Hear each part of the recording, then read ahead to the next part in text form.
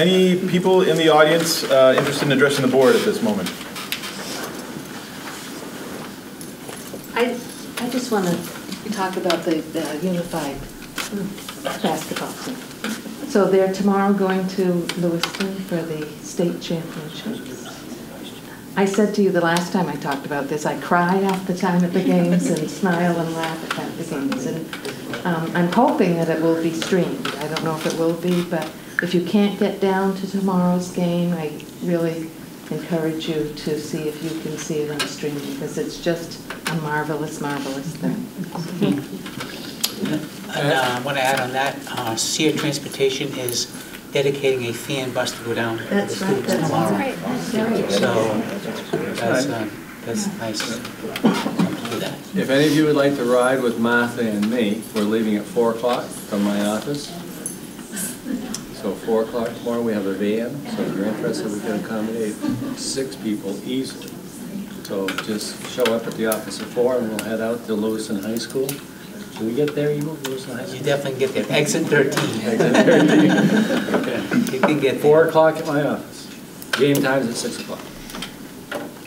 I don't get to make board chair comments very often. I'm glad Rui said that, because that's one thing that I was going to say, and I wasn't sure I'd be able to do it without tearing up a little bit. I'm a sucker for those sports movies when they hit the bucket at the last second and start crying a little bit. And what happened last night was magical. It was something special. And that article that you emailed around described it really pretty well. Did you guys get that? Yeah. Okay. When that kid hit that shot and everybody erupted, it doesn't get better than that. So it was great. And the only other thing that I wanted to mention, and I hope we're going to get a visit from them, but the jazz band, as I think everybody knows, yes, won the states, defended their title. I had the pleasure of being down there to see it, and something that I had never heard about before, but was really great. So they performed. They were fantastic. A lot of the schools were fantastic. But after their performance, they pull them into a private room, and there's a judge there who gives them a book of sheet music and says, you have to play this song. It was sight reading without any preparation. And they give them 2 minutes to, as a group, talk amongst themselves to figure out, horns are going to do this, and we'll do this in percussion, and da-da-da-da-da. And then 2 minutes with Mr. Michaud to just go over his thoughts about it. They didn't get to play their instruments during that time. It was just verbal, what are we going to do as a team? And then they say, go, play it. And they nailed it. They got a perfect score, I think, 5 out of 5. But it was phenomenal. And you would have thought they'd been playing that, for months, like their other songs. So just the teamwork that went into it, the sort of the problem solving was really great. So pretty special moment. And it's been a heck of a run here with robotics and track and basketball and unified and jazz. It certainly has. Pretty great. It certainly has. We'll have them at an upcoming meeting. That's all I've got. Okay, under personnel, we have no resignations to report this evening. Nomination, if you reference your agenda notes, we do have 2 coaches to nominate. I would advance the nomination of Amanda Pullen as track and field coach of the Widener Middle School. You can see the stipend associated with that. And Tamara Cardello is the assistant track coach also at Widener with the stipend. So I'd ask for your approval of those. So moved. Second. Moved and seconded. Any questions? All in favor? Okay. Superintendent's report, reading on the Essential Behaviors and Outcomes Proclamation is Eric. Education enables all students to learn the skills, acquire the knowledge, and develop the attitudes necessary for them to reach their potential as citizens who can meet the challenges of a changing global society.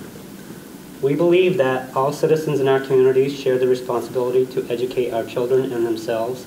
Our students are community support systems and should welcome and encourage all members of our communities to participate, and our schools will have a supportive and empowering atmosphere for all students and community members. Thank you, Eric.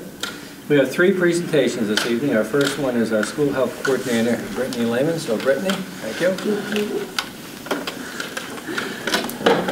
She has a helper. I have a helper tonight. This is Aurelia. She is my 4-year-old, and she's in pre-K. She had to come because my other daughter's sick, so I apologize but she's gonna behave herself. She's gonna help me hand out some flyers, right? You gonna help? Okay.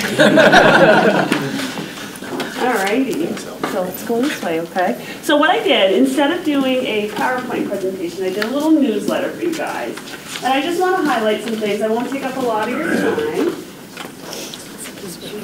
And on the back is kind of, this is what I submitted to Mr. Lyons for the district status report. So it's a little bit of redundancy there, but it's nice and clear. Can you say hi?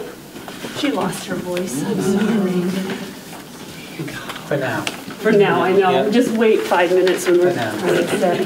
So, again, it's just a little tidbits and highlight. I want to first just start off by thanking you guys for giving me this opportunity to be in this role.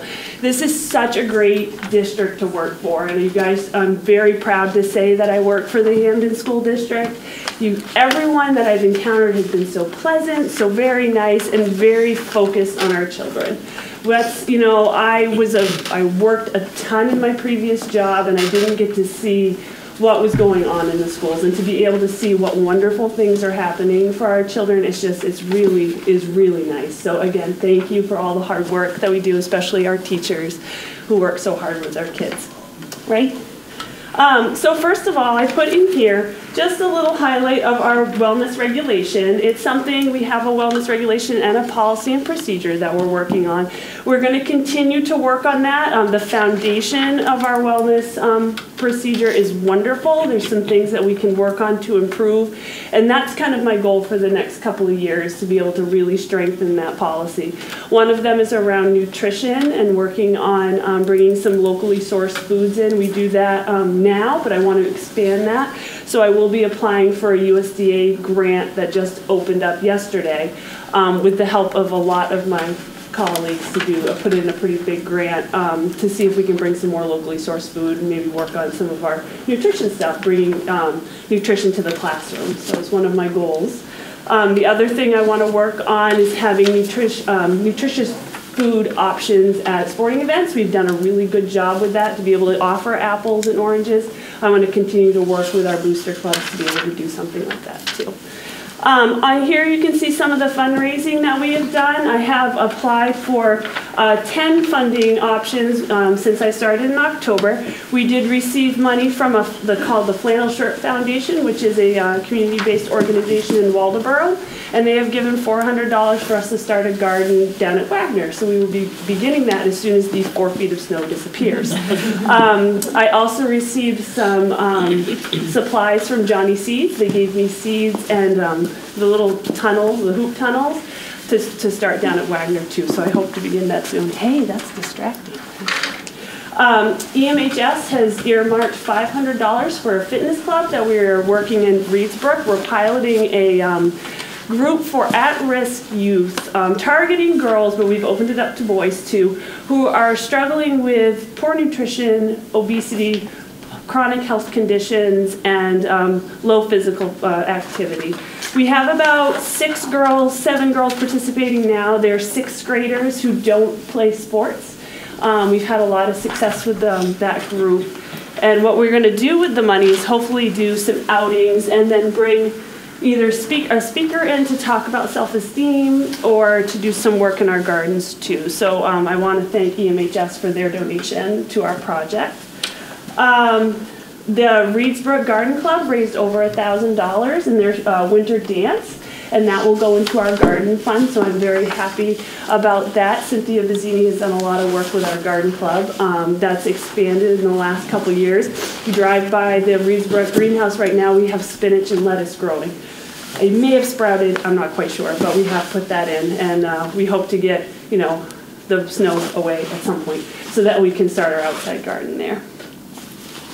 The pictures here, because I know my kids, that's my daughter and Cammie play on the campus here, and then my daughter here with a chicken. So I am not saying I'm bringing chickens to campus, but you never know.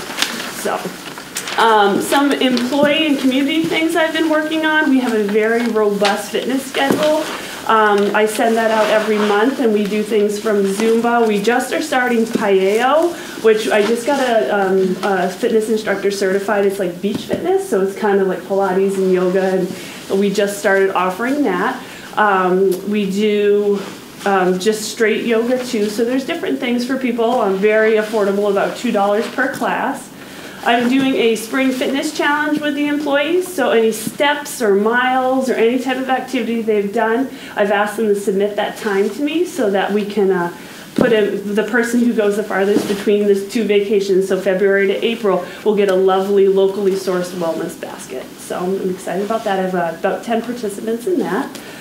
I did a needs and interest survey back in December because I really want to target my programming in the next couple of years to what people are looking for. And it was kind of interesting what I got back from it. I was thinking it was going to be more screenings that folks were looking for, but really what they would like is some assistance with stress management, maybe some financial help, which I was a little surprised about. So I'm hoping to be able to bring some things in for folks. This is for employees who to be able to kind of meet those needs. I also do a weekly Brittany's Wellness Tidbit. When I was in my other job, I was a clinical nurse educator, so it was Brit's Educational Tidbit, so I kind of brought that over. And I send it out to employees every Friday, and it's just really like motivational, either quotes or what they can do locally in the area. One of the things I sent out was that you can go sledding and get some really great exercise sledding, so I try to send that out every week. We are looking to expand the Hampton Academy Fitness Center hours, so we have put that up as a small position, 17 hours a week, so we can have it open between 2:30 and 8 o'clock at night, Monday through Friday. So if anyone's interested and want to be my fitness supervisor, please let me know. I want to be able to open that up more for the community to be able to come in for that. Can you please stop? So in the future, what we have coming, I am pleased to announce that we will be piloting a dental clinic down at Wagner and Smith. Alyssa Wade is going to be coming in. She works for the business called Prevention Works, and she's going to come in and do a dental clinic. So she'll do screenings, she'll do cleaning, she'll do some temporary work, and then she'll do referrals. So I'm very excited that that's going to be coming. We are doing basic first aid and CPR with Wagner 7th and 8th graders. That started on Monday, and that's thanks to the Bangor Fire Department. My husband is a paramedic for them, and he's been able to go in and do that training. We will teach hands-only CPR starting next week. We're going to be doing some district-wide drug education, still kind of working on the preliminary ideas around that. Hopefully, we want to target 8th grade kids transitioning to high school with some different work there. Finally, I want to talk about something really briefly. It's a program that I've been working with Mrs. Boone and Mrs. Briggs and Mrs. Moore. It's an enrichment program for K through 5. And what we're hoping to do is for next fall is start some wellness things and some other enrichment programs for 90 minutes. Stop it. 90 minutes a month. And what that'll do is give the teachers time for professional development, and it'll allow the kids for opportunities for different enrichment programs. I kind of liken it a little bit to Main Day, just how you got to offer those different things, but on a much smaller scale. So, and you'll see in that next presentation. And then lastly, I just want to talk about some professional development things that I'll be attending. We'll be, Mr. Lyons and I will be going to the Wellness Council of Maine's Spring Symposium in April. And I am lucky enough to be attending the National Wellness Conference in Minneapolis in June. And I hope to bring back some really good ideas for the district. So that's kind of my update. I hope you enjoy my little newsletter. I had fun making that. I apologize again for the distraction of the 4-year-old. If you have any questions, feel free to let me know. You can email me. I'm always on my email, which is a little naughty, but that's okay. So thank you very much. Questions? Questions of Brittany? Brittany, why don't you mention a little bit about your, just touch base on the bee. The bee. The bee's coming in April. Do you want to touch base about bees now, or do you want to wait until April? Just say that you're working on. Okay. As a heads up. Little heads up. So we're working on Mr. Cowan and I. Peter Cowan is a local bee guru in the area, and we are working on a project to bring beekeeping to the district. So we are going to be doing a beekeeping presentation on April 1st at that board meeting, and we will talk about our desires to have a couple hives on campus and where we can be for safety to make sure everyone is safe on campus.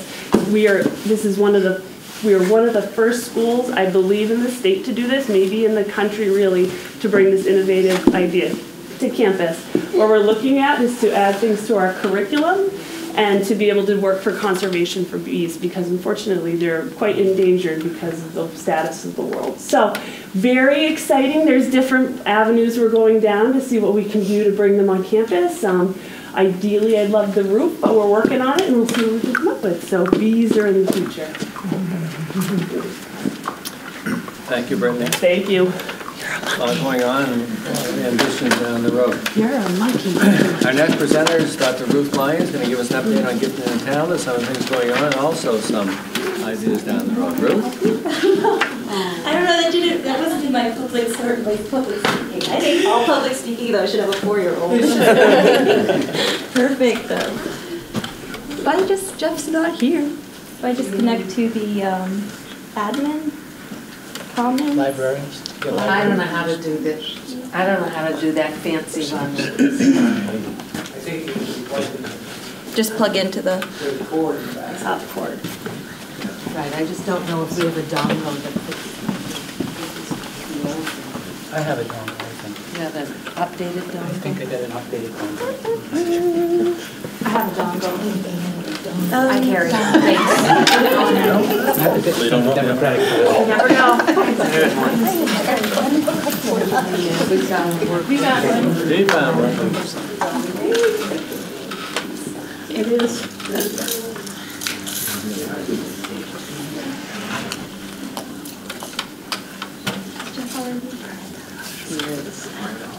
So no help for us. I didn't even try that. I can do half of hours if you want me to go while they get that set up. There we go. I think, are you ready, Ruth? Yep, I'm ready. All right, we're ready.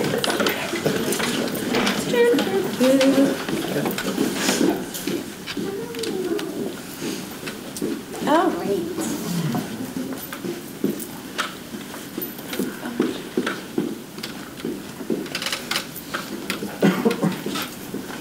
You have a presenter mode.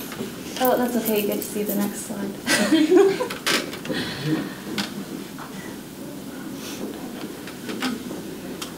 Okay, just to save time, I won't play around with it. Okay. So why do we have gifted education? It's more important than giving kids just a challenge in the classroom. A lot of gifted programming positively influences students' futures. And this is a picture of a book club I ran at Weatherby, and surprisingly, Thursday and Friday mornings at 8 o'clock in the morning, and we had over 28 kids that came routinely. So this was at our Thanksgiving book feast, where our appetizer, our main dish and dessert were all different books, and the kids were awesome about that. So there's several longitudinal studies that show that gifted programs have a positive effect on students' post-secondary plans. And here we have a picture of, I was so impressed with the math competitions that we have here. This is at a math meet that Nancy Simpson organized, which shows that even though a doctoral degree is not like what all students need, it is one thing that we as a society view as a terminal degree. And so, for example, studies found that 320 gifted students identified during adolescence who received services through secondary level pursued doctoral degrees at more than 50% the base rate expectations. And in this study, when they compared them to the regular population, that was just 4%. So 4% versus a 50% base rate expectation. And then this is a group that I work with at Wagner, and they just actually placed first place in Meridian Stories. And this study looked at the use of gifted and talented students who their program also took place through competitions, and research reported a long-term impact on these students' post-secondary achievements, with 52% of the 345 students who participate having earned doctoral degrees. So really, these studies that I've noted are really showing the impact that gifted programming has on students. And here, the future benefits of gifted programs have been shown to include that students who have participated in gifted programs maintain their interests over time and stayed involved in creative, productive work after they finished college and graduate programs. And that's one of the real things that as a mission of a school district is we really want our students to stay engaged and be creative producers. In the United States, we have great ideas, but it's the following through of actually manufacturing our great ideas here in the United States is one of the things that as a nation we struggle with. So here, as far as in the RSU 22, as a state, we can identify formally 5% of our students, which with our 2,295 student base is 114.75, which luckily we can round up to 115 students. And this is just the breakdown that we have through male and female. I thought it was really interesting that with our 115, it's almost like a perfect divide gender ratio of 58 to 57, which we couldn't have actually done a better job at that. So, and then as far as where we have the breakdowns in which grade span. So this was in the Gifted and Talented application, the annual report that I submit to the state level. One of the things that I've really taken time to look at in the district is having an internal consistency within the 6 schools of RSU 22. And I feel like that's really important that the programming that is available in Hampton is the same in Winterport and vice versa. And so the fact that we look at the definition of giftedness, when you're looking at a program for gifted and talented, this is one of the national issues that we have in this field is the fact that what, let's say, Belfast says for gifted and talented, the definition of gifted and talented could be different here in Hampden. And also, then when we look at our population of students, we have a very high achieving level of student caliber, which means a lot of our students who are accepted into our gifted and talented program are scoring at the 98th or 99th percentile on these nationally normed tests, which is not always the case in different student populations. And so having a unified definition of giftedness that as a district we can adopt, and how we go through identifying the students, and that there's a consistency in how we do that, and then the programming and services for each student at the schools. So in my schooling, going to the University of Connecticut and having Dr. Renzulli as one of my advisors, I'm definitely a component of the 3-ring conception of giftedness, which looks at these 3 traits for a definition of giftedness. And basically you look for above average ability, task commitment, and creativity, and having the impact of these 3 traits is what we define as giftedness. Now, the difference in each child is that the multitude of how big these circles are in each child is very different. So they can have a very small task commitment circle and a large creativity circle, and then one that really is easy to see is the above average ability. So it's this definition that allows some wiggle room in the identification of gifted and talented, but also provides a nice structure to what we are looking at as gifted.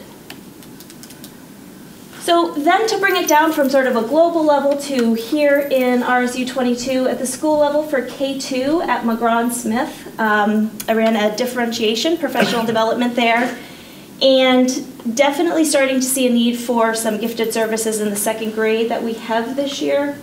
I do a reading group for the top 5% of 2nd graders, which 5 students at Smith and 9 students at McGraw, and that is meeting weekly. And these students are flying through a multitude of books that are really sort of the upper band of a grade 3-4 spectrum. So it's a very talented little 2nd grade group that we have at McGraw and Smith right now. And then a math group for some 2nd grade students who do a 3rd grade math on a general basis. And so on Thursday and Friday when the schedules don't line up, I step in and do some math acceleration with them. And then also doing teacher consultation and support. So going in and observing students and co-planning with some 2nd grade teachers, especially around the math aspect is something that I've seen a big need for. As far as services at grades 3 through 5, at Weatherby and Smith, We are doing a pull-out instruction. So the students leave their regular classroom and are cluster grouped in, well, I say cluster group, but that's another term. So are grouped with other students at that time. And they have two 30-minute sections of ELA. So they have a total of 60 minutes of ELA GT instruction. If they're identified in math, 30 minutes a week of math instruction. And if they're identified in writing, 30 minutes a week of GT instruction. And what this does is during this time they are able to work with intellectual peers and other students in other classes that are also identified. One of the things that I've been able to offer is the book club that was actually open to the whole student population. This, I was going to say spring, but it's really feeling more like an extended winter. I've offered 2 book clubs to our identified, or 2 different after-school groups to our identified students for our ELA identified students at Smith and Weatherby. On Tuesday afternoons, we have a Cynthia Lord book club, which has been a lot of fun. The kids have been reading, and this coming Tuesday, Cynthia Lord is visiting the school. A teacher at Weatherby wrote a grant and organized this wonderful experience, so we're very lucky to have lunch with the students, and so they're incredibly excited about, they've read 3 of her books, and they have all of these questions and activities to do with her. I don't really know if she knows what she's getting into. And then on Monday afternoons, I do a STEM club, and this is in collaboration with the University of Maine, and there's graduate students that come over every Monday afternoon, and we're focusing on the Maine Lakes, which sort of connects with the Maine studies that the students are doing in school. And this has been,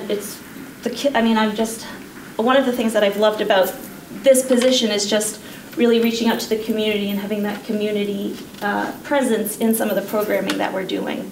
And there's Smith students and Weatherby students in both of these programs. And then for Weatherby, there's been from the teachers a big request for some differentiation support. So every month I put together these choice boards, and so each grade, they get, grade 3 has a ELA and math choice board, and basically what this is it's a differentiation option where students who need some extra academic challenge and rigor in the classroom, they have a choice of completing 5 of the 9 or 12 activities, and there's one for math and one for ELA each month, and so I create those for each grade level, so really 6 per month, 2 for grade 3, 2 for grade 4, and 2 for grade 5. And then also as teachers suggest different topics like text complexity, author's choice, things like that have come up, vocabulary, so I create choice boards for the teachers, and all of those are kept on a shared Google folder that all of the teachers can access. So hopefully that has been helpful. The feedback I've gotten has been very positive. At the middle school level, we have an interdisciplinary unit for grades 6 through 8, so it's more of a collaborative approach. It's not just ELA or math or writing. It's more of a collaborative unit. At Reedsburg, I've really been in, the schedule has worked to our favor where they have an intervention block, so it's very nice that the GT class can actually replace the intervention block, and so the kids aren't missing any instruction at the time, and this replacement model is really, it's less stress for the student who comes for services, and I see a big difference in the students that I work with at Reedsburg versus other schools because it's a replacement. It's not just a pull-out. They're not missing any instruction. And so as we move forward, I know like Tina has talked about doing total cluster grouping at Weatherby, which I couldn't be happier about. So there's different scheduling options that I think really fit the needs of our students. And then based on scheduling in different days, if it's an A day or a B day, students get somewhere between 60 and 135 minutes a week of GT instruction at the middle school level.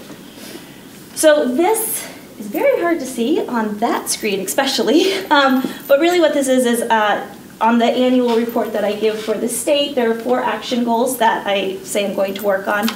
One was, this was prior to hearing some of the talk, but introduce total school cluster grouping, which Tina's already on this, so I feel like I owe a lot to her. She's a huge advocate and has a great understanding of GT. and then to reevaluate acceleration criteria in the district. And this is something that I've been working with and had a lot of conversations with Rui and Regan about, and really formalizing some steps as to what acceleration means and how a student is accelerated under what guidelines. Right now, the board policy we have is very sort of individualized, saying that there'll be meetings and those put in place, but I really think that we're getting to a point where we need to have a little bit of criteria. Acceleration is something that is very personalized and you can't really fit into a box, but there does need to be some sort of guidelines that we go by as a district. To establish clear lines of communication with different stakeholders, and I'll talk about that in the next slide. And then also, since this is so hard to read, is to also continue to utilize the GT Advisory Board that was established last year. So one of the hopes in trying to have a level of transparency is the monthly Explorer letters that I put out every month, and I do share those with the Board of Directors, so hopefully you've been able to take a look at them. Really, it highlights things that are going on in the community, also looking at different topics within gifted and talented issues. Perfectionism, test anxiety, underachievement are a few things that I've highlighted in some of the different newsletters. And then I've had 2 very successful parent events. One was a live webinar that we participated with Dr. James Webb, which talked about 10 key parenting issues of raising a gifted and talented child. And then we did a book study around Light Up Your Child's Mind, which was written by Dr. Reese and Renzulli, and we Skyped with Dr. Renzulli and actually had a very lively conversation, which was very, I enjoyed it, and I think the parents that were there did as well. One of the areas that I spent a lot of time with this year is the visual and performing arts. And again, this is very difficult to read, but this is the sort of crosswalk that I presented to the state, and to establish a clear identification process for visual performing arts, to create monthly talent development opportunities, and then also to create mentorship opportunities for students in selected areas.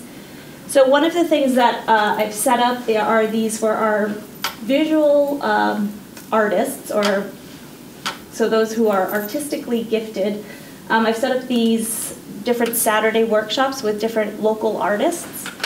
And January, we've had to continue, whenever I reschedule it, we've rescheduled it 3 times, and it seems like whenever I reschedule it, it snows. So Valerie Wallace is still to be scheduled, but she's a local artist in Orono, and we will be painting with her.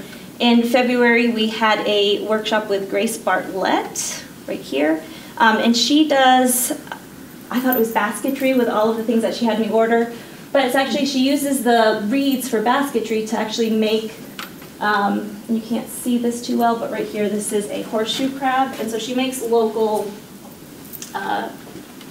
animals and insects that are native to Maine, and she's done a lot of work for Baxter State Park, and she does, so having the students see that they can use their art here in Maine and see how other artists here in the community are using their talents.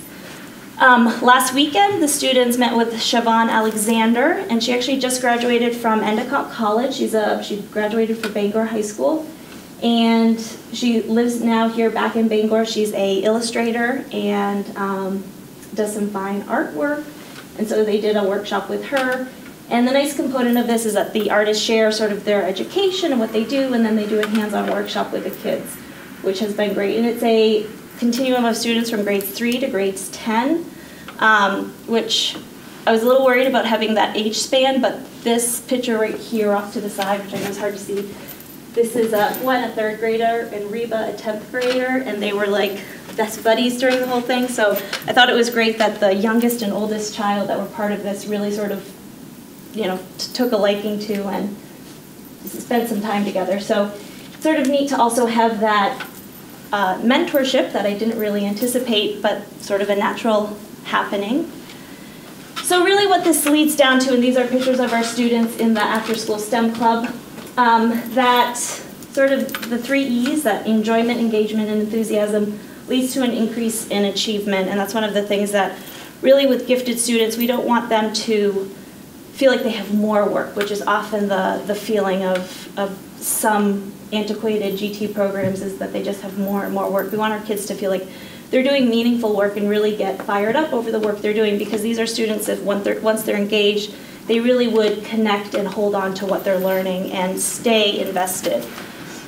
So the next steps that I'm looking at is some work that I've been doing with Regan and Rui around looking at some of the middle school and high school classes that we have and how we can do an advanced level, hopefully bridge or some opportunities for students in that area. A lending library of self-paced courses, independent studies would be another way. So with the opportunity of MOOCs, which are the online courses, break courses, which are basically a DVD of 10 self-paced courses that students could do, and if they're interested, students could check those out and do some self-enrichment. Continued communication with parents, so the monthly newsletters, but then even with the parent events, trying to have a greater transparency with what's happening. Doing a formalized testing calendar, I really see a need for this, especially with the NUIA testing that we're doing and the Smarter Balance, to really have a calculated and timely testing calendar of when we do identification for students, and having that really happen perhaps at the end of a year, so then in the fall, services could start in September instead of, such as this year when I came on, a lot of the testing happens mid-year, and so then services don't really start until February or March. So having services start much sooner would be something I would like. And then highlighting what already exists, so creating a matrix of the high school classes that we have here and the opportunities that GT students could take, because as we've sort of touched on, there's so much that is offered here. And with like the NESCOM memorandum of understanding that we have and the UTC, sort of just laying out so students see that what is available, because I think just having that available so students could see. I got this idea from looking at, actually Bangor High School, they have a fine arts academy, and they have a matrix that's laid out of all the courses they offer. And it's things that we have here. And so just having a visual of everything that's already offered here. So it's, again, sort of adding on to that marketing idea that we talked about at the retreat earlier this year. And then trying to do some additional teacher education in either like a day academy over the summer, or some mini courses that I can offer to, just because I know there's a lot of teachers that are interested, and so how can I help to further educate. And then I also, being a party of one, a department of one, I just wanted to sort of thank some people that have really been instrumental to making my first year here a little bit more comfortable.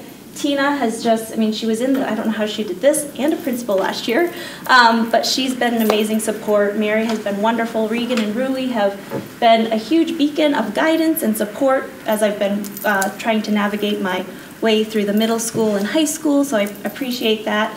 Kristen has really been supportive as we both have navigated through iObservation this year. Whenever I go to Wagner, Richard is always very upbeat and happy to see me, which I appreciate.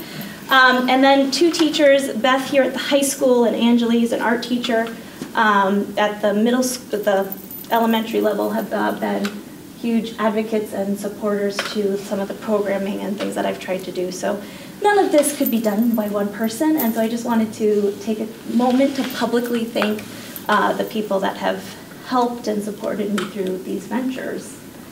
So that, as it says, is the end of my show. Any questions?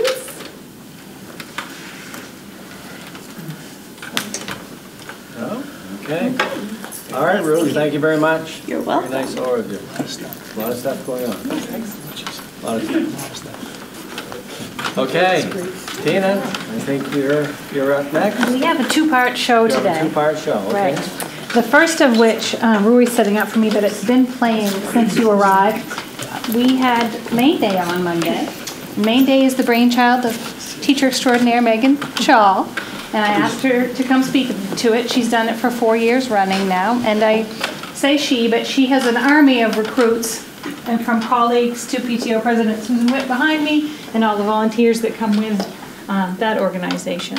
So as the pictures roll, Megan, can you give a description of how you bring it all to life. And it is a family affair. She won't tell you this, but it does take her all weekend and several immediate family members working long hours, because students, as was alluded to earlier, self-select in grades 4 and 5 the main day choices that they want, and they're so excited about it. And the highlight for me as the principal, after they're super excited and learn so much, is that this is a day with not one discipline referral. Not that that's a problem at Weatherby, but when you have that much change and people in and out throughout the day and high levels of excitement and emotions running high, you might expect that, people get a little off their game, and they haven't. It's so well organized. So go ahead, Meg. This is our 4th year with Main Day, and as Tina just mentioned, it's just a day where the students get to vote. 4th and 5th graders vote. They get a menu of choices of what they'd like to take. They get to pick their top 5, and then they also place check marks for additional ones that they're interested in. And then, yes, it is a family affair. My mother, a former teacher in the district, she takes the ballots for me, and then she hasn't quite graduated to the computer yet, but she hand writes them all down, and then we type them into lists, and then like I said, they get placed into the 5th graders get priority, get their top choices, and then our 4th graders also get most of their top choices, and then we fill in also with our 3rd graders. And they each get an individualized schedule, so their day is unique specifically to them. And that involves my husband with the computer and the technology aspect of it. So you can see right there in that slide, there's an individual, that's their child's schedule. They're responsible for keeping that with them all day. And from the kickoff assembly to the end of the day, they follow their schedule. And we have very few kids that lose them. They're super responsible and super engaged and smiling, and it's just a lot of fun.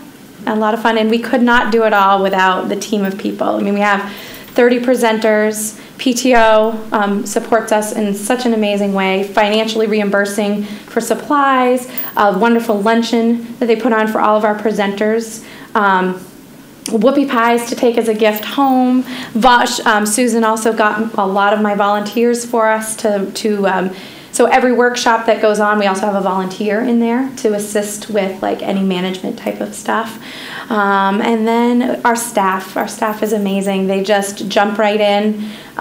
Each year we've done it, we've had even more people jump on board and do it. And it's great to see people's talents that are different from their teaching talents. It's a really great, I love it, and I'm super excited about it. So it's kind of nice to see all the slides again. So that's Main Day, and I'm gracious to everyone for all the support.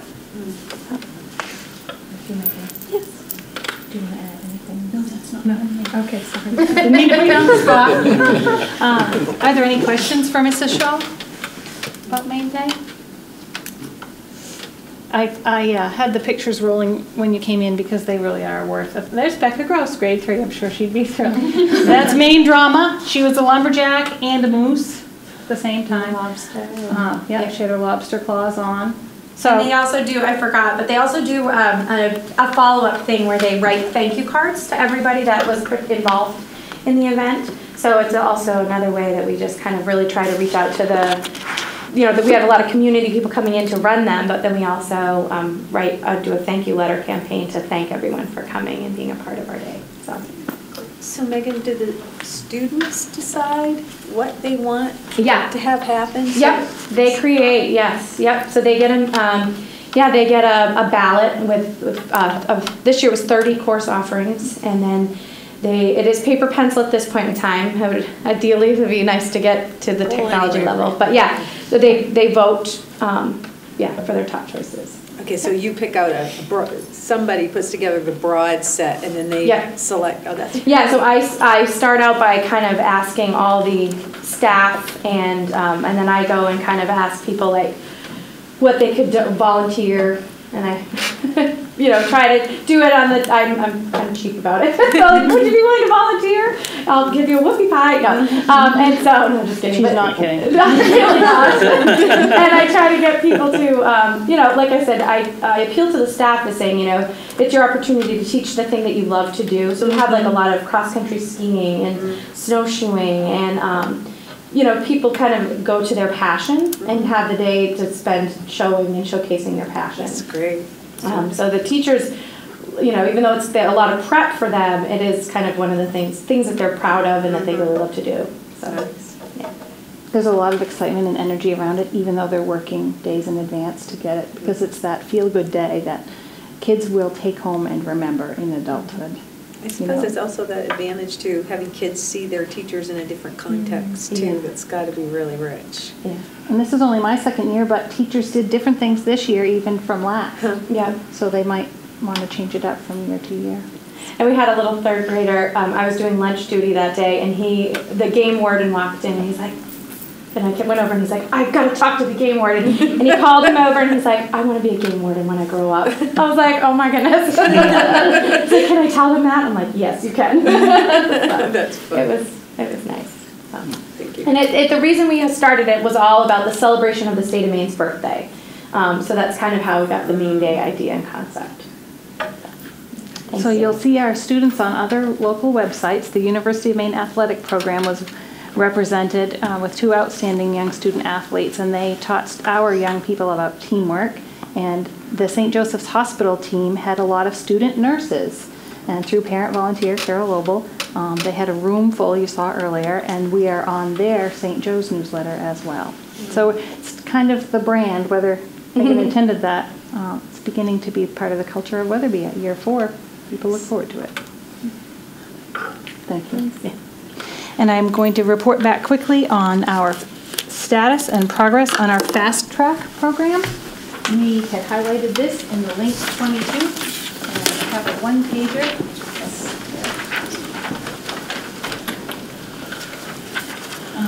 The best chance learners have to achieve success is the first time they go through a class or a course. After that, the outlook becomes decidedly bleaker.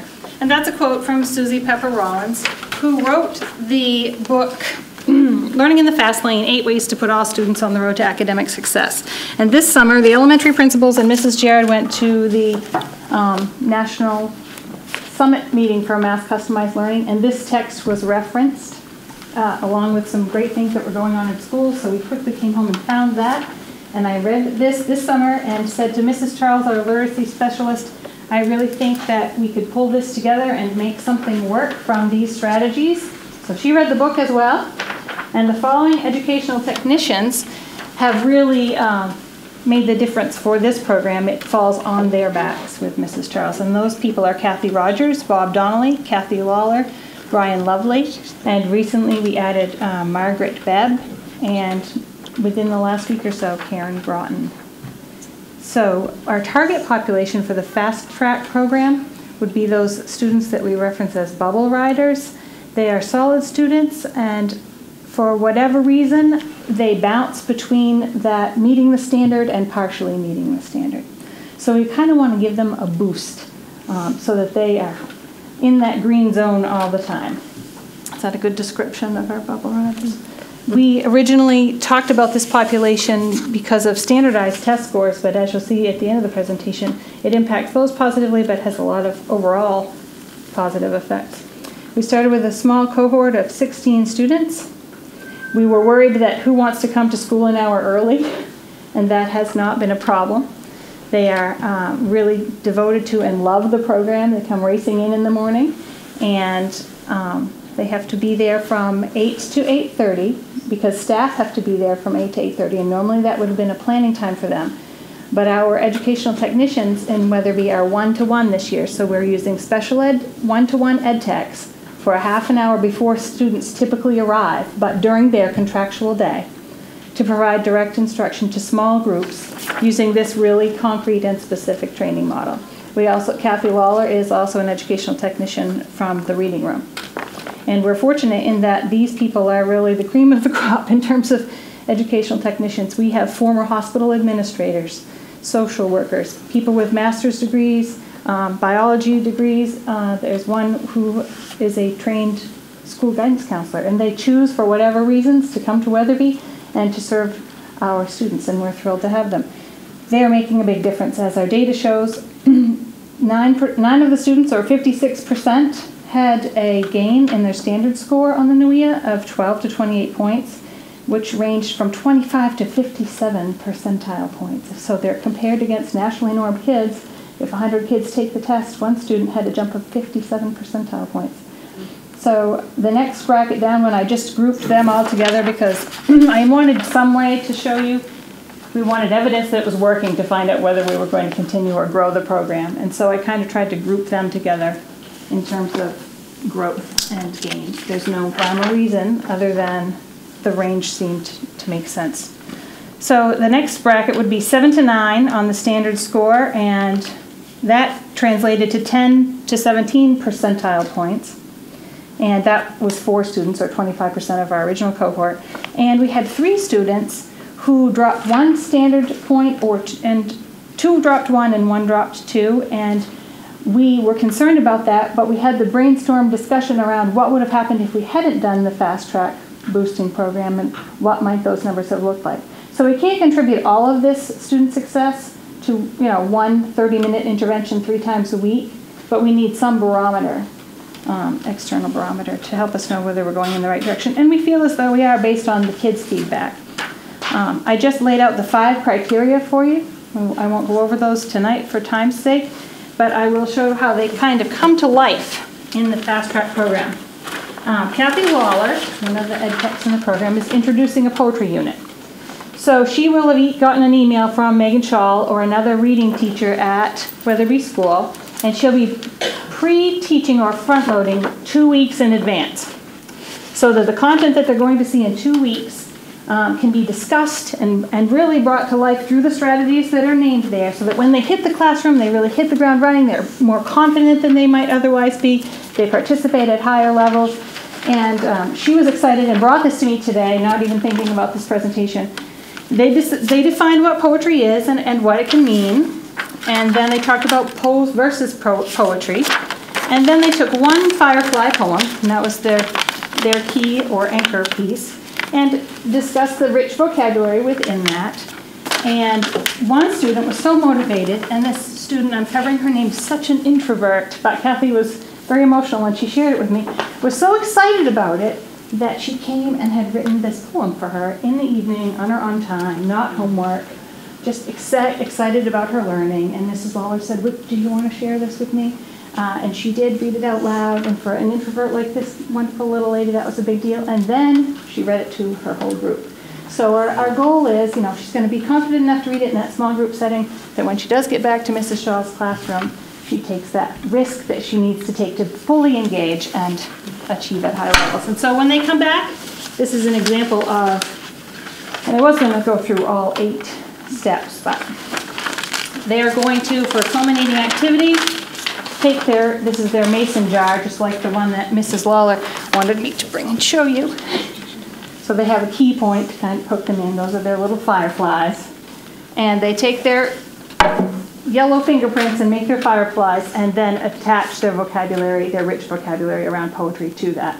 So it's not something they might have time to do in the regular classroom. It's very tiered to the 8 strategies that are named there. 3 of those align with Marzano's practices, and every teacher is doing all of those anyway, but when you do it in a really intense, concentrated setting, and you know your kids on a super personal level and tailor what you know would interest them, like fireflies came from a child's interest, because you work with what motivates them the most, then we're feeling positive about the program. We're going to try to grow it to math next year. It is very time consuming, and the training that it takes is all happening on Wednesday mornings from 8 to 8:30 when we have staff meetings. Mrs. Charles meets with the educational technicians, and they do planning for the upcoming weeks, and our professional leave days. They're coming in and planning weeks in advance. So to quote Mrs. Lawler, it's a big shot in the arm for these kids. And I want to thank those people, Mrs. Charles and the ed techs named, because even though they couldn't be here tonight, they are really the people that are making the most of our fast track program. Are there any questions around this? Questions of Tina or Megan on main day? So Megan, you're probably looking for board member volunteerism next year? Yes, anybody want A little bit of to? recruiting. I think you have some pretty good talent right here. I think we've actually had Mr. Parker come at one point in time, right? Yeah, he did paper making. Great event. You're in a cycle, so you're probably going to be out next year. Count me in, it'd be great. That's awesome. Okay, thank you, ladies. Okay, next item, just to document, we had a question, Rick asked a question at the last meeting with respect to whether we brought the additional nursing time into a grant. We did not. We actually agreed and were fortunate to secure a 50% addition in nurse time back in the FY14 budget. So that's where we are with respect to that. Also, I'd like to publicly express a thank you and a strong sense of appreciation for Sue Lassard. As you know, Sue has resigned as our town manager. And Sue always was a very strong advocate for our school system, and her famous quote is that she truly recognized that RSU 22 is the economic cornerstone for the town of Hampton.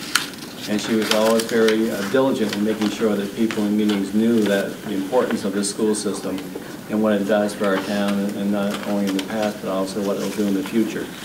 So we're going to miss Sue for her advocacy and work behind the scenes, and look forward to her replacement in the early July, August timeframe. Ladies, Olivia, all right. So coming up tomorrow, as Mrs. Yaley said, we have our unified basketball game. And also at the end of this month, the rest of our spring sports are going to be starting up. Also, the Performing Arts Center will be put to good use this week. The talent show is tomorrow night at 6 o'clock, and this Saturday at 2 p.m. there's the Hampton Academy play, Once Upon a Wolf, in the Performing Arts Center. And also just spring sports starting up. Tryouts are starting on March 30th. So. Okay, thank you, girls. Emil? One thing in your packet, you do have, we don't usually customarily do this at our second board meeting, but I do want you to note the building committee minutes are enclosed in your packet. Two things, and I'll have Niles and Jason speak a little bit about it, but two things that I want you to be aware of, that in the minutes, the building committee authorizes administration to pursue leasing options of the central office, and with the idea of possibly moving the central office to the New Hampton Academy if space allows, so I want people to know that. We had an excellent presentation from WBRC on our first steps of doing I would say a master plan for the Weatherby McGraw complex, not only to the fiscal plan, but how it affects educational programs. So on April 1st, I'd like to have a full board endorsement in regards to that, of what the building committee is recommending to begin our process on the pre-concept design for those two facilities. Anything that you can add, Niles and Jason? I'd just say that during the presentation we got to ask a lot of questions, and one of the things that really became obvious was space. How much space do we have here if we grow? And the exciting part about it was be able to see what we could do without doing a grandiose type building. We don't have to build another high school, but by doing some improvements or looking at some opportunities to be able to do things where you might be able to consolidate, or when you think about arts and sciences, when you think about gifted and talented, when you think about our libraries, and just being able to have some of that space that would be common but would also free up some space for some of the other items that go along. And it was very timely, as listening to some of the presentations we've heard over the past couple months and stuff. We talk a lot about time, but you kind of think about, as we're doing gifted and talented, I think, okay, I've been in McGraw School, where do they go for gifted and talented, right? So really think about it. So just the tip of the iceberg, but they've done a number of projects with schools. They gave us some examples of those, and it was just really neat to see the different ideas that they have. And of course, they've been really instrumental in a lot of what's happened here in RSU 22 already, so they had a great deal of experience. So it was really kind of exciting to look at some of those possibilities and what it could do for our district. So the issue of the traffic at the Weatherby McGraw complex came up as something that we obviously need to fix, and that was paramount in there. That's a major issue, especially when we get snowbanks. Yeah. So as a follow-up on April 1st, we'll like to have the endorsement of the full board on the building committee recommendation to start this process of the pre-concept design of the Weatherby McGraw master plan. That's the end of my report. Thank you, now. Set. Alrighty, any questions of board members? I guess, Eric, then we're turning to you for policy discussions. Yeah, we are, the policy committee met, we discussed the policy JICH, tobacco, drug, and alcohol use by students. We did take out one bit of text that we figured would be better served in the regulation of, concerning this topic. It didn't change any of the effect of the policy itself, so we'd like to bring JICH to the full board for second reading and endorsement. Do you have a motion? Do so. Second. Any questions for Eric or anybody else in the committee? If not, all in favor of this second reading and implementation of this policy? Unanimous. Great. For regulations, the board doesn't approve regulations. We're looking for them to approve this one because of the sophistication of it, Eric. I'd like to introduce it, though, by thanking Rui and Nick Raymond. They've really done a nice job. This has been a regulation that we have worked on for probably 2 to 4 years and really fine-tuned it with respect to the ebbs and flows in this particular area. But I think it does a nice job in really articulating in the regulation policy language what we expect our students to do. Yeah, it's a really in-depth regulation, and it really covers a lot of topics. So we would be looking now for board endorsement of the regulation of JICH-R. We have a motion? So moved. Second. Second. Motion and a second. Any questions about this? Seeing none, all in favor? And that's again unanimous. Yes. Okay, and we also discussed and went over the policy EEA, EFA, video surveillance on school property and on school buses. We brought this forward before for first reading. We made no changes to this policy, so we bring it back to the board for second reading and adoption. We have a motion. So moved. Second. Questions? All in favor? And a similar intro and explanation with respect to the accompanying regulations as well. Right.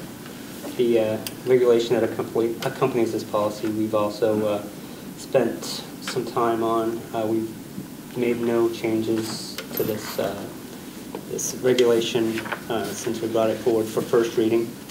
So we bring it forward for second reading and adoption or approval for the board. So moved. Questions?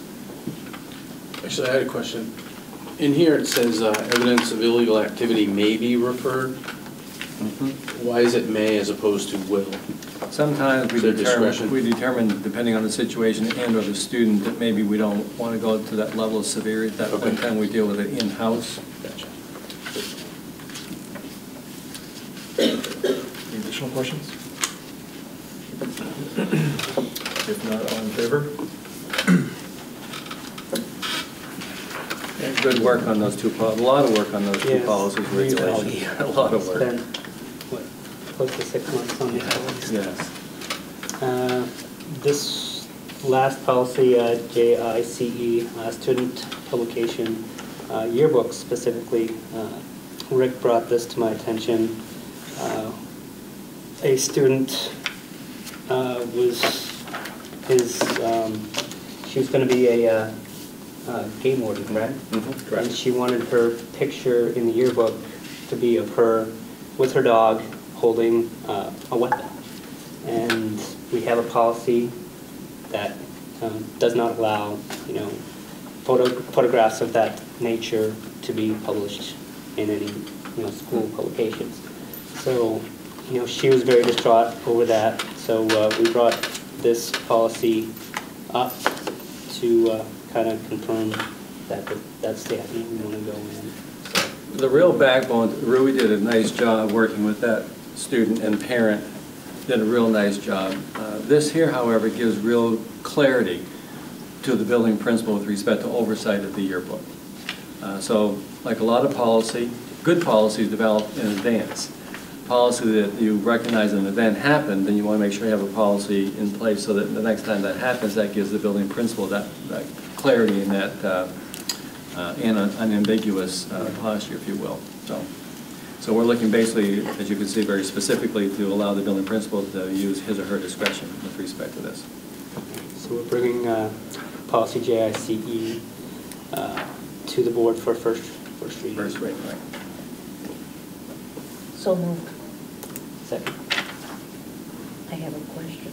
It just occurred to me. Don't the middle schools have yearbooks?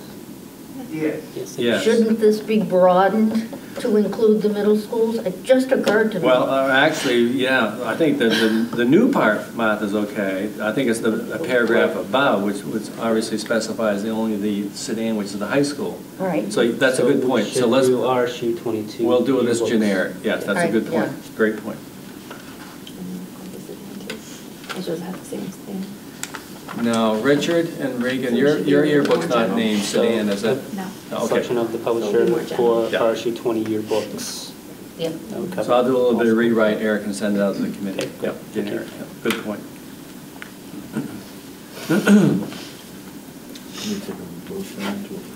Yes, just for the first reading. So if we have, I think we had a first already.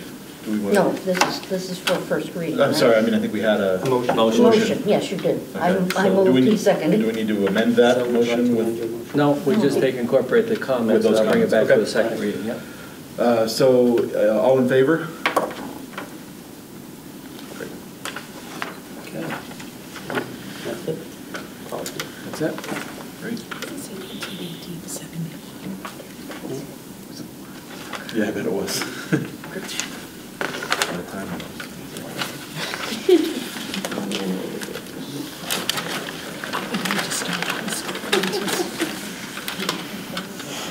Just now. Yeah. A lot of work by that committee for sure, so thank you very much for your time on those. Any old business? No, sir. New? No, sir. Setting meeting dates. The only thing we need, Eric, is a policy committee. I would like to bring to your attention, obviously, we get together at Tony's on the 3rd. Tony, anything that we need to know or any Kids are directions? Sorry? Kids are welcome. Kids are welcome. Right around the corner. Yeah. I can email address or whatever. Okay. Potluck, right? Sure. Your wife would probably appreciate that. What do you consider potluck, though? Something to share. Something to share. Beverages will be provided, both Okay. typical and atypical. Obviously, our next board meeting is April 1, but I also want to note to you, we do have this special board meeting that we have on the 8th of April with respect to the superintendent's evaluation, compensation, et cetera. So please make sure you note that. So other than that, now we just need, thank you, Cynthia. Go ahead, please. We'd like to have the first budget committee meeting April 2nd. And in that one, we'll present the budget for the first time. And I would like to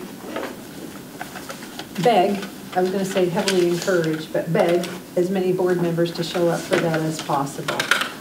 It's really, really good to have the whole board informed going into the process. I encourage you to attend any of the open meetings that we have. I'd also like to set one of those for the 7th. So we have the 2nd and 7th set up in April. And depending on those two, we'll look at setting up additional ones throughout. We really need to have, be ready to vote as a board on the budget May. Probably the first board meeting in May, whatever. So we have April to work through this. I'd like to accentuate Cindy's point. You know, we go through this every year and we try to do it better and learn from our past practices. We had great success last year by having board members participate in the very first meeting, because you come in at the point of full familiarity with respect to what's in the budget or not in the budget. As we go through the process, That's much more beneficial, more powerful to have those people engaged up front. Maybe we can provide some incentives. Rick is going to provide food. Okay. I would like, one of the things that's really important, what happens if you haven't seen the whole budget first sometimes is that if there's a particular advocacy that develops in the community, you haven't had a chance to see the incredible amount of work that's gone into pulling the whole budget together to start with. So having that presentation and the opportunity to see that, you really get to see and even reach out to Rick and Emil as we go through on specific issues. So you really understand it really is an incredible action to have this budget as it is. And frankly, the administrators sitting there work on it all year. It is not something that they pull together in a minute or two. There are just tens of, probably hundreds of hours of deliberation that go into it. So understanding it, seeing its holistic presentation from the start creates a great educational base for you as, you know, in those years when we have a lot of action around particular advocacies. I'd like to expand upon that if I can. Back a couple months ago, we had a conversation about how one calls off school. So you don't see what happens before you get to that decision. Emil and I actually start budget preparation in October. And through the Administrative Council, you know, pretty much engaged from January to where we are right now, dealing with unknowns such as what's the state funding level, which we do now know, and which is good news for us. But one of the highest frustrations we have is we never know what the health insurance increase is going to be when we finalize the budget. This time, knock on wood, I think we might be able to know that coming in April too. And that's a big swing. So for example, I'll give you a little heads up. Just in the budget draft that we have, just for the increase for health insurance is $310,000. Every percent is $30,000. So if that swings 5% for us, that's $150,000 that we can modify before the budget becomes public. And those are the big factors. And of course, like any budget you put together with the Administrative Council, there's desires, there's people's priorities, what we want to have added in, or how do you add it in, give and take, negotiations, autocratic behaviors, things like that all come into the mix that bring that budget together in its first presentation on April 2nd. So there's good 6 months leading up to that first public disclosure of that draft budget. And then, of course, we have 14 board members to look at it and say, I like this, but I don't like this. And it's very important to have a strong level of participation through that process. And I'd like to add to that, because the other thing that this is my 11th budget, working on with the board, and I can tell you from the time that we started until now, the incredible improvement in the process and what happens in the committees and what comes to the board has created more and more transparency. So really, by the time you see this budget, you should have heard through the Education Committee already as a board what the Education Committee's been doing and bringing to the table, and a lot of anything that's related to teaching and learning. Those things have been brought forward. Niles will probably report it out from the last Education Committee meeting. In addition, around music, we've had lots of conversations around foreign language. So those things are all coming to the table. So other than that, I just really, I would really appreciate your sage input and your opportunity to see this and have your eyes on it early. What time was that meeting on the 2nd? 6. You want those at 6, Cindy? Sure. Is 6 a good time? Okay. 6 o'clock on the 2nd, 6 o'clock on the 7th. And Eric, what do we decide on policy? I would like to do the 30th, if that works for everyone. That's okay. 6? Yeah. 6 o'clock's fine. Okay.